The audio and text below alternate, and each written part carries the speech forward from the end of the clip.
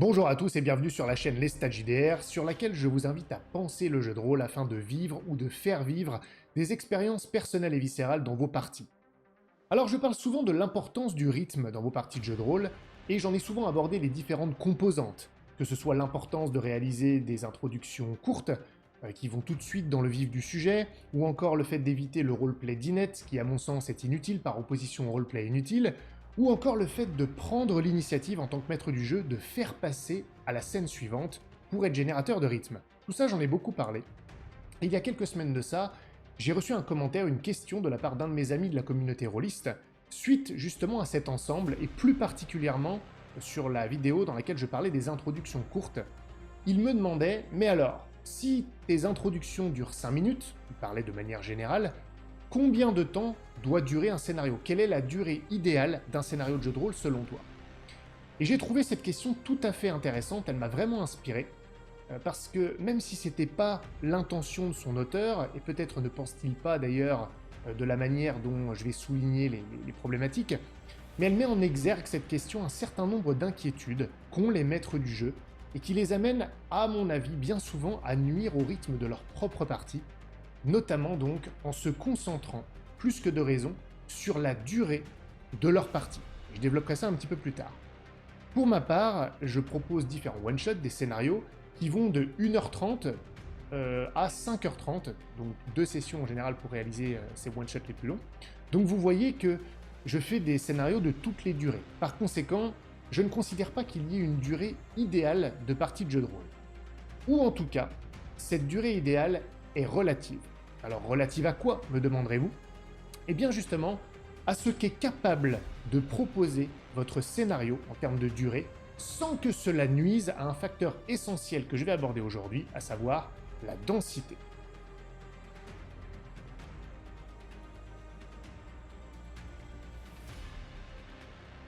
Alors c'est quoi la densité? La densité, c'est un concept dont je suis venu à réaliser qu'il était à mon avis le nœud gordien de la problématique du rythme dans la partie. Beaucoup de facteurs qui sont générateurs de rythme, mais celui-ci en est presque le cœur. Ça m'a été confirmé d'ailleurs par un commentaire positif que j'ai reçu récemment par un autre de mes amis de la communauté rôliste suite à un one-shot que j'avais fait jouer, le one-shot Terminator Tech Noir d'ailleurs pour information.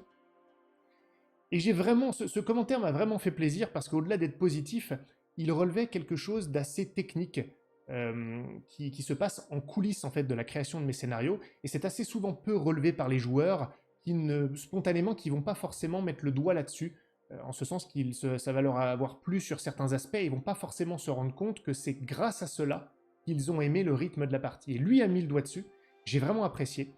Et donc il m'a dit, je cite, c'est impressionnant le nombre de scènes que tu places dans 3 heures de jeu. Alors comme quoi on peut aussi en plus tirer des conclusions et des théories sur des commentaires positifs, pas toujours sur des commentaires négatifs, même si je souligne souvent le fait qu'en débrief c'est aussi intéressant de mettre le doigt sur ce qui ne va pas pour en tirer des leçons. Je vous avais même donné un exemple de ce que j'avais fait là-dessus à ce titre, sur ce même scénario Terminator Tech Noir d'ailleurs, ce qui est assez amusant. Et donc je trouve vraiment que cette phrase, ce commentaire positif, à mon avis, met sur la piste de ce qu'est la densité d'un scénario et souligne son importance puisque ça a été quelque chose de positif. Même si, j'insiste là-dessus, ça ne définit pas à lui seul, ce commentaire, ce qu'est la densité. Mais ça nous met sur la piste, et donc je vais vous en proposer une définition pour laquelle je donnerai des exemples. La densité, à mon sens, c'est le ratio ressenti entre le nombre de scènes ou de situations différentes dans votre scénario par rapport à la durée de ce scénario. Voilà en théorie ce qu'est pour moi la densité du scénario. Alors je vais essayer de vous donner quelques exemples pour qu'on soit sur la même longueur d'onde, pour essayer de vous faire comprendre ce qu'est ce concept qui peut paraître un petit peu nébuleux, soyons honnêtes. Un scénario d'1 heure et demie qui contient 2 scènes ou 2 situations distinctes ou 2 blocs scénaristiques que l'on identifierait est moins dense qu'un scénario de 4 heures dans lequel on compte une douzaine de blocs identifiables. Vous voyez ce que je veux dire? C'est vraiment le ratio, c'est pas tant la durée en elle-même qui va être importante pour la densité, c'est combien de blocs identifiables dans ce scénario, de situations différentes par rapport à la durée de ce scénario. C'est vraiment ça. Je vais vous donner une autre manière de voir les choses aussi, pour que vous puissiez encore mieux apprécier ce concept de densité avant qu'on développe un petit peu comment justement générer de la densité ou rendre plus dense un scénario ou une partie en général. On peut estimer le niveau de densité d'un scénario a posteriori de ce scénario, c'est-à-dire en tentant de raconter ce qui s'est passé. Plus il y aura de blocs identifiables, d'étapes, de scènes ou de situations différentes, plus vous vous rendrez compte qu'il est facile de raconter ce qui s'est passé. Et plus vous pourrez prendre d'ailleurs du temps pour le raconter. Plus vous devrez prendre du temps pour le raconter s'il y a eu beaucoup d'étapes, parce qu'il y a plusieurs éléments sur lesquels vous pouvez vous étendre pour expliquer ce qui s'est passé. Et donc ça va être synonyme de densité forte pour un scénario ou une partie. A l'inverse, moins il y a de blocs identifiables, au sens large du terme, plus vous vous rendrez compte que raconter ce que vous avez vécu est difficile de par le manque de contenu. Vous allez vous rendre compte que potentiellement, si vous avez discuté du plan de la marche à suivre pendant 1 heure de jeu, vous allez simplement prendre 5 secondes pour le dire. Bon, bah là, on a discuté du plan qu'on allait mettre en place. Donc, vous mettez 5 secondes pour le raconter, alors que ça a duré 1 heure durant la partie sur une partie de 3 heures. Et là, vous vous rendez compte qu'il n'y a pas cette densité. Ça, c'est délétère pour le rythme ressenti en partie. Et ça, encore une fois, on va le développer un petit peu plus tard dans cette vidéo. Évidemment, plus un scénario est long, plus il a le potentiel d'être long à raconter. C'est évident. Et donc la densité n'est pas le seul facteur lorsque vous effectuez ce test a posteriori. Mais ça prouve quand même qu'il est bien plus difficile de proposer un scénario dense lorsqu'il est long. Parce que plus il dure longtemps, plus vous allez devoir lui donner de la matière, différents blocs, différentes composantes, différentes situations, afin qu'il soit ressenti comme dense et que le rythme de votre partie soit donc garanti. C'est pour ça que, parfois, il vaut mieux proposer un scénario de durée plus modeste afin qu'il soit plus dense et donc plus intéressant. Et ça, c'est quelque chose que je vais développer dès maintenant. Juste avant ça, en d'autres termes, pour faire un peu la synthèse de ce que je viens de vous dire, plus un scénario contient de blocs différents, plus il est dense.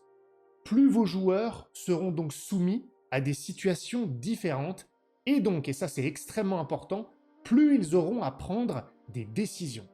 Or, je l'ai dit maintes et maintes fois dans mes vidéos, l'élément qui est le plus important, probablement le plus essentiel en jeu de rôle, pour moi c'est pas le roleplay, c'est la prise de décision.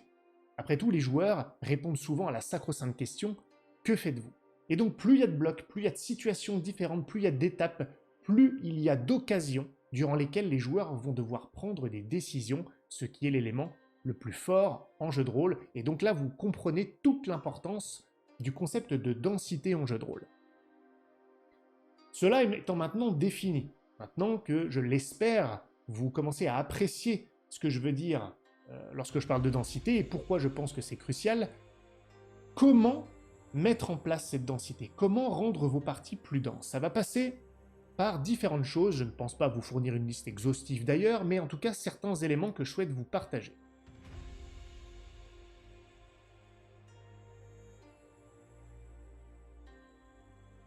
D'abord, il y a un piège dans lequel il ne faut à mon avis pas tomber, et je pense que les maîtres du jeu tombent bien souvent dans ce piège-là, et je ne l'estime même pas, je me réfère vraiment à des choses qui m'ont été dites et que je vais vous citer d'ailleurs. Le piège principal, c'est se fixer un objectif de durée pour un scénario ou pour une partie. On a envie que ça dure 3 heures, on a 3 heures devant nous, 3 heures et demie, on a envie de jouer pendant 3 heures parce que c'est quand même bien. Je comprends ce qui se cache derrière ça, malheureusement, c'est se concentrer sur un élément non essentiel, c'est la durée absolue. Et je pense que ça, c'est une erreur. Et la question que j'ai rapportée en introduction illustre très bien ce problème. C'est-à-dire, si ton introduction elle est vraiment courte, combien de temps est la partie idéale? Sous-entendu, comment faire durer la partie suffisamment longtemps? Encore une fois, c'était sans doute pas ce qu'il y avait derrière dans l'esprit de l'auteur de cette question, mais je me sers de la question pour généraliser le propos. Donc, si l'intro est courte, comment fait-on pour faire durer le scénario?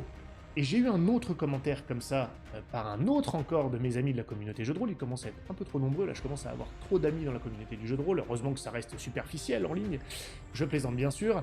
Donc cet autre ami me disait, mais lorsqu'on parlait du roleplay inutile, du roleplay d'inepte, il me disait, mais si je ne fais pas ces longues phases de roleplay où on parle de tout et de rien, je n'arrive pas à tenir 3 heures de jeu, or j'aime bien jouer 3 heures. Et donc moi j'avais répondu, simplement, ne fais pas ça, le scénario ne durera pas 3 heures et ce n'est pas grave, et je vais y venir. Donc je vais répondre justement à ces deux propositions. J'ai un de mes one-shots qui s'appelle Sol et Rose, qui dure 5h30 à peu près. Alors, en fonction des tables, mais on est dans cette moyenne-là, ça tient sur 2 séances. L'introduction dure 1 minute 15, je crois, quelque chose comme ça. Donc vous voyez qu'il est tout à fait possible d'avoir une intro courte et pour autant d'avoir un scénario qui va tenir déjà, sans parler de réduire la durée. Ça existe, c'est possible, on n'a pas besoin d'une introduction ou d'étirer des scènes inutilement. J'ai un autre one-shot qui s'appelle Le Cri du Léviathan, qui se joue de préférence en une session de 4 heures. J'ai pas réussi à faire durer moins et ça n'a jamais duré plus non plus. L'introduction dure, franchement, 15 secondes. Vraiment, on entre dans le vif du sujet tout de suite. Pourtant, ça tient 4 heures. Donc, je le répète, l'introduction courte n'est pas forcément un frein à une durée de scénario qui vous convienne pour que ça remplisse une séance entière. Ça, c'est le premier point. Cependant, et là, c'est un cependant important, si j'ose dire, si vous avez besoin de rallonger votre introduction ou d'étirer inutilement certaines scènes pour que le scénario dure un certain temps que vous aviez en tête, 3 heures, 3h30, la durée d'une séance, alors, je suis navré de vous le dire, mais c'est que votre scénario n'est pas armé pour durer le temps que vous aviez en tête. Point final, il faut être honnête avec vous-même, et ça je vais le répéter souvent dans cette vidéo. 2 choix s'offrent à vous dans un cas comme ça. Premier choix, tout à fait acceptable, qui n'est pas accablant du tout, au contraire, ne le rallongez pas. Mieux vaut un scénario qui dure 1h30 avec une densité suffisante, et qui est donc génératrice de rythme, avec du contenu, et donc intense, avec des décisions prises par les joueurs, que ce même scénario étiré sur 3 heures. Imaginez un scénario identique sur le papier, qui pourrait ne durer qu'1h30, mais que vous réussissez à faire durer 3 heures. Sincèrement, ça ne crée pas une dissonance chez vous? Vous pouvez vous projeter et imaginer le manque de rythme qu'on va ressentir dans un tel scénario. Il est fait pour durer 1h30, pas 3 heures. Comment vouliez-vous qu'il y ait du rythme si vous prenez un scénario qui a le potentiel de durer 1h30, sans être en mode accéléré, hein, et que vous réussissez à faire durer 3 heures par des étirements ou des introductions extrêmement longues? Bon, donc partez du principe que ça sera un scénario relativement court si ça arrive, ce n'est pas grave, c'est même très bien, votre séance ne durera pas 3 heures tout simplement, mais ça sera quand même une expérience intense. Ça, c'est le premier choix. Le deuxième choix, c'est lorsque vous souhaitez quand même que votre scénario soit plus long. Je sais que j'ai conseillé de ne pas se concentrer sur la durée du scénario, mais parfois, je peux comprendre, on se dit, tiens, il manque des choses, ça dure 1h30, c'est pas suffisant par rapport à ce que je voulais. Bon, là, votre scénario, il est vraiment trop court. Eh bien, si vous ne pouvez pas le faire durer plus longtemps sans étirer des scènes à l'infini pour le rallonger artificiellement, c'est que votre scénario comporte des faiblesses. Il ne propose pas assez de contenu. C'est d'ailleurs de penser comme ça, c'est d'ailleurs un excellent test pour jauger la matière d'un scénario. Lorsque vous commencez à enlever tout le gras, tout l'inutile, l'introduction, et que vous regardez ce qu'il va en rester en termes de durée, ça vous permet de déterminer si vraiment votre scénario propose de la vraie matière exploitable. On y reviendra peut-être même un petit peu plus tard sur ce concept-là. En revanche, il faut être honnête avec vous-même et admettre qu'il manque des choses dans le scénario et qu'il faut, à ce compte-là, le retravailler. La majorité du temps, les scénarios manquent de densité parce que justement, on veut les étirer afin de remplir une durée qu'on avait en tête, alors que simplement les scénarios n'en ont pas assez dans le ventre pour tenir cette distance. Voilà la première chose à éviter, si j'ose dire, pour créer de la densité, c'est d'abord de ne pas se concentrer inutilement sur la durée. La durée sera une résultante, ça ne devrait pas forcément être votre objectif lorsque vous préparez votre scénario ou votre partie en général. Je pense que ça vaut aussi dans une certaine mesure avec la manière dont vous allez mettre en place, exécuter, si j'ose dire, des scénarios du commerce.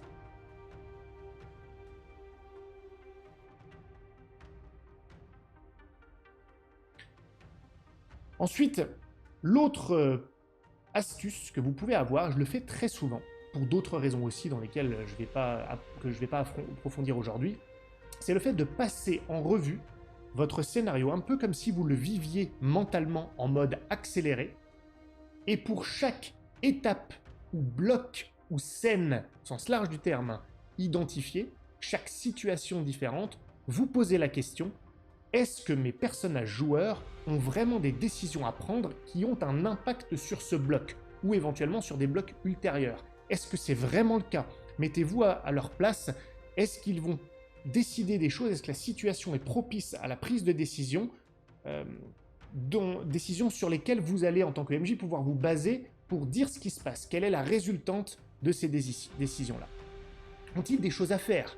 Des choses à dire qui vont faire avancer l'histoire au sens large, que ce soit de la psychologie de personnage, que ce soit mettre en mouvement des événements, que sais-je. Et encore une fois, vous devez être honnête avec vous-même et être un petit peu sévère quand même sur ce point-là.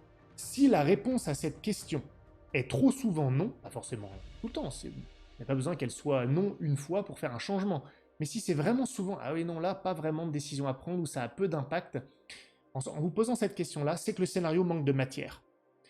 Ce processus-là va vous permettre de vérifier qu'il y a suffisamment de densité pour qu'ensuite vous puissiez mettre en place des correctifs. Je pense que c'est une très bonne méthode et je vous avoue que c'est quelque chose que je fais encore une fois, mais également pour d'autres raisons. Le fait de vivre en accéléré le scénario pour identifier des choses à corriger, notamment en matière de densité. Je répète cela étant dit, que les blocs constitutifs d'une densité de scénario sont ceux qui impliquent que les personnages joueurs prennent des décisions, de préférence qui ont un impact sur l'histoire. C'est ça les vrais blocs, les vraies étapes, les vraies scènes qui constituent la densité. Des scènes ou des blocs qu'on identifie mais qui en réalité ne sont pas source de prise de décision pour les joueurs ne comptent pas dans le décompte des blocs constitutifs de la densité. Je me répète un peu, mais c'est vraiment important de voir cette nuance-là, à mon avis.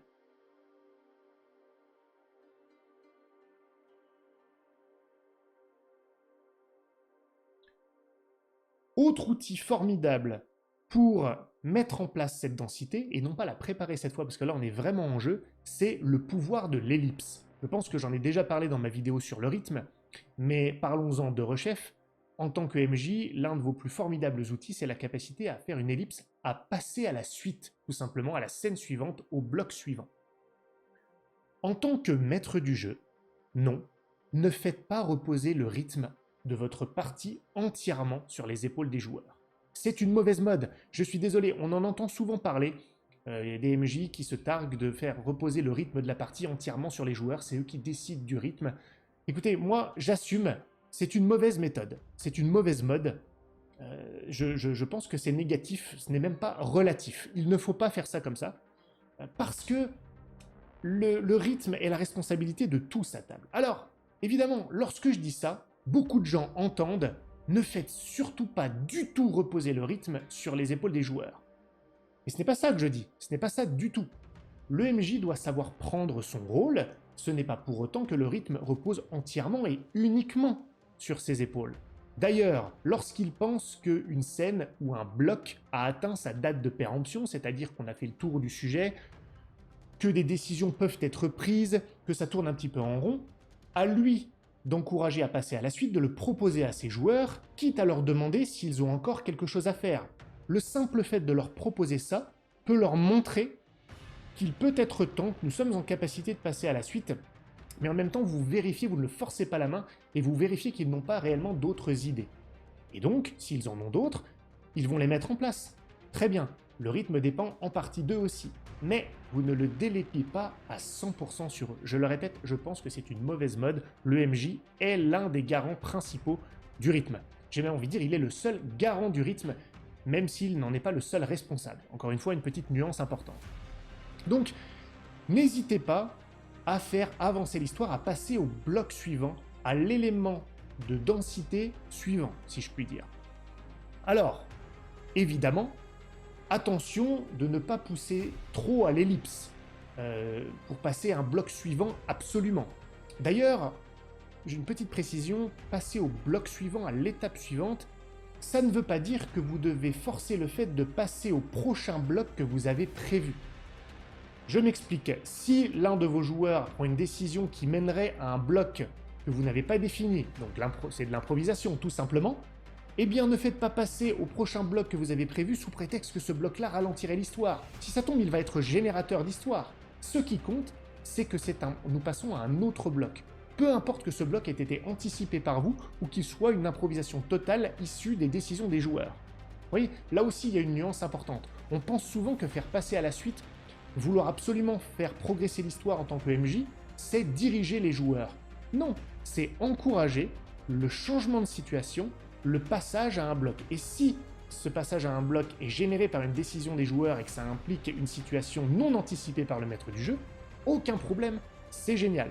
C'est un changement de situation, c'est vecteur de densité dans la partie.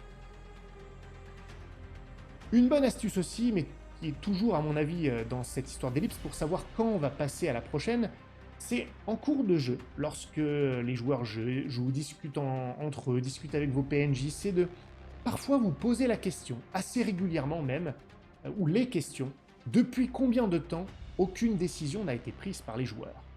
Et les actions et les idées des joueurs exposées jusqu'à présent permettraient-elles de passer à la suite? Ça, ce sont des questions que vous pouvez vous poser en cours de jeu et qui sont essentielles. Parce que si vous vous rendez compte que ça fait longtemps qu'une décision n'a pas été prise, il va peut-être falloir les encourager à prendre une décision ou déclencher une nouvelle situation qui, elle, va être génératrice de prise de décision. C'est un bon marqueur en cours de partie de se rendre compte qu'aucune décision réelle et impactante n'a été prise. C'est que là, on arrive à un moment où il faudrait vraiment changer de situation, soit en encourageant les joueurs à changer la situation eux-mêmes, soit en la changeant vous-même et en passant à la suite, comme je le disais tout à l'heure, en tant que maître du jeu. De la même manière, parfois les joueurs ont exposé des idées ou fait des choses qui pourraient impacter, mais ils ne déclenchent pas, parce qu'ils parlent incessamment, mais ils ont déjà fait émerger une solution. Et bien là, il ne faut pas hésiter à refaire la synthèse de ce qu'ils ont dit pour leur montrer ce qu'ils ont en tête en leur disant « Écoutez, vous avez pas mal d'éléments, de bonnes idées, que faites-vous » Juste simplement pour les remettre dans un état d'esprit de prise de décision pour qu'on puisse passer à la suite. Et ça, c'est vraiment important parce que ça rend un impact vertueux sur la densité de votre partie.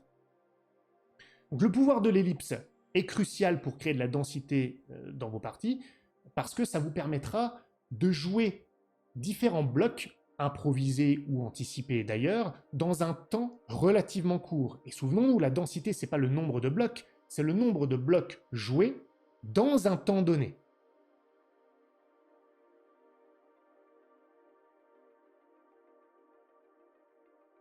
Et ça me mène à un autre point, à une sorte de petit détour. Simplement rajouter des blocs ou des scènes sans faire l'effort de les jouer dans un temps raisonnable n'a pas d'impact sur la densité. Si vous ne faites que ça, rajouter simplement des blocs, ça va simplement augmenter le nombre de sessions qu'il vous faudra pour jouer un scénario. Et à mon avis, ce n'est pas forcément une bonne chose. D'ailleurs, si je peux me permettre un comparatif, je me permets de le faire, je reparle de mon scénario Soleil Rose. Il est très dense comme scénario. Je pense que c'est mon scénario le plus dense. C'est une enquête assez complexe, il y a beaucoup d'étapes dans l'enquête. On sait que les enquêtes peuvent prendre en plus du temps. Mais pour autant, c'est un scénario dans lequel il y a aussi beaucoup d'action. Et pourtant, on peut se dire que l'action, ça prend du temps dans une partie de jeu de rôle. Il peut y avoir entre 3 et 5 scènes d'action en fonction des décisions des joueurs. En tout cas, c'est ce que j'ai vécu jusqu'à présent. Peut-être que j'aurai encore des choses différentes. Et bien, malgré cette densité-là, enfin justement, grâce à cette densité-là, le scénario se déroule en à peu près 5h30, soit 2 sessions. Honnêtement, combien de fois avez-vous joué des scénarios qui ont pris 3, voire 4 sessions, et donc vous vous dites, franchement, est-ce que 3 ou 4 sessions, c'était vraiment nécessaire? Et vous vous dites à l'issue de cette partie-là, de ces parties, que si ce même scénario avait été mené et joué en 2 fois moins de sessions, sans rien changer d'autre, il aurait été génial. Simplement parce qu'il aurait été plus dense. Ça, c'est vraiment un point qu'il faut retenir. En tout cas, c'est un point que j'ai très, très souvent constaté.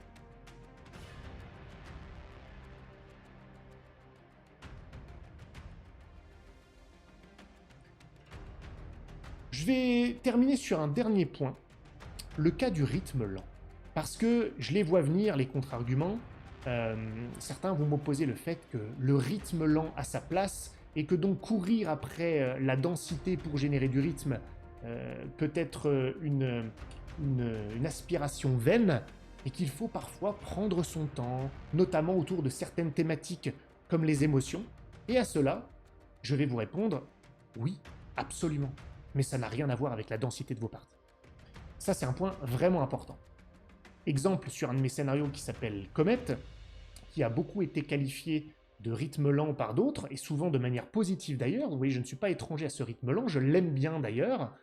On met l'accent sur les émotions, sur l'évolution psychologique des personnages, sur ce qu'ils pensent à un instant T, sur ce qu'ils ressentent.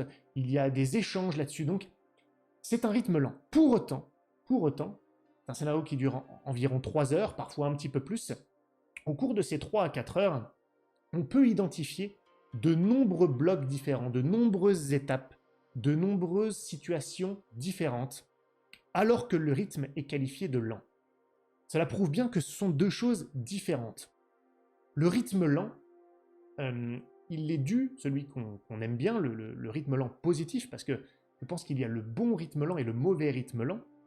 Le bon rythme lent, il est généré non pas par le nombre de blocs, le nombre d'étapes, par la densité, non. Il est généré par le contenu, par ce qui se passe dans chaque bloc. Si dans un bloc donné, il y a de l'émotion, ce sont des discussions et non pas de l'action frénétique, cela va ralentir, donner ce ressenti de rythme lent, alors même qu'il y a plusieurs situations différentes au fil des 3 ou 4 heures de jeu. Vous voyez, c'est pareil, encore une nuance importante. Par opposition à ce que j'appellerais le mauvais rythme lent, justement, qui est un ressenti plutôt négatif qu'on peut avoir, justement, quand les étapes ne s'enchaînent pas suffisamment rapidement et que dans un scénario, on n'a finalement que très peu d'étapes et l'histoire avance lentement, sans même parler de la nature de ce qui se passe. Donc voilà, le bon rythme lent est plutôt défini par le contenu, ce qui se passe dans les différents blocs, alors que le mauvais rythme lent repose sur le fait de dédensifier une partie, là où le bon rythme lent, justement, ne change pas la densité, mais propose plutôt des contenus avec peu d'action.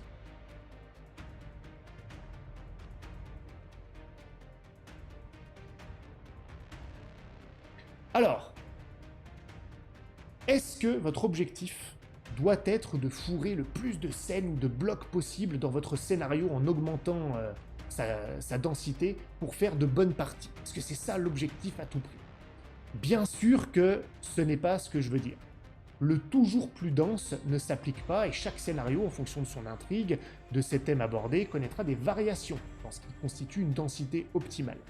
Cependant, force est de constater que les scénarios souffrent plus souvent d'un manque de densité que l'inverse, et qu'il s'agit donc d'un facteur qui mérite qu'on lui accorde de l'importance. D'où ma vidéo du jour, vous me direz, évidemment. Et puis, comme je l'ai dit en dernier, prendre son temps sur un scénario, laisser de l'espace pour le roleplay, les émotions, ou même proposer un rythme lent, le fameux, ne signifie pas qu'on doive réduire la densité d'une partie. Ce qui compte, ce n'est pas la durée absolue de vos parties, c'est leur durée ressentie, un peu comme la température. Alors, densifiez vos parties, et souvenez-vous, le meilleur test est de raconter votre partie pour vérifier qu'il y a suffisamment à dire. Si vous avez des difficultés à le faire, c'est que la partie n'est certainement pas assez dense. Voilà pour ce sujet qui me paraissait important. J'espère qu'il vous aura intéressé, j'espère qu'il vous aura inspiré.